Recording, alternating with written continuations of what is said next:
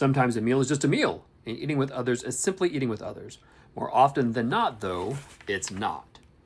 Whenever people eat or drink together in literature, it's communion. For some reason, this is often met with a slightly scandalized look, communion having for many readers one and only one meaning. While that meaning is very important, it is not the only one.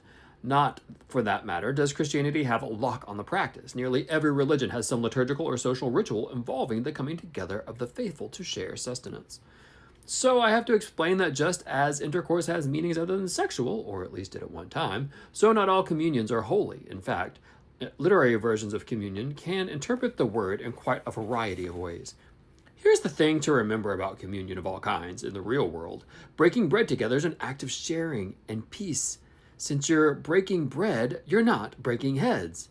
One generally invites one's friends to dinner unless one is trying to get to the good side of enemies or employers. We're quite particular about those with whom we break bread. We may not, for instance, accept a dinner invitation from someone we don't care for. The act of taking food into one's body is so personal that we really only want to do it with people we're very comfortable with.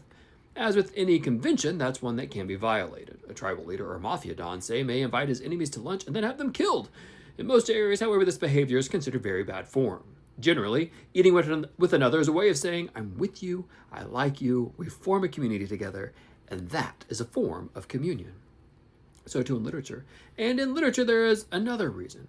Writing a meal scene is so difficult and so inherently uninteresting that there really needs to be some compelling reason to include one in a story, and that reason has to do with how characters are getting along or not getting along. Come on, food is food. What can you say about fried chicken that you haven't already heard or said or seen or thought? And eating is eating, with some slight variations of table manners. To put characters in a mundane, overused, fairly boring situation sometimes has more to be happening than simply beef, forks, and goblets.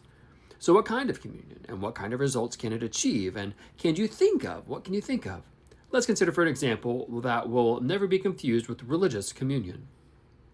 The eating scene in Henry Fielding's Tom Jones from 1749, which, as many of my students once remarked, sure doesn't look like church.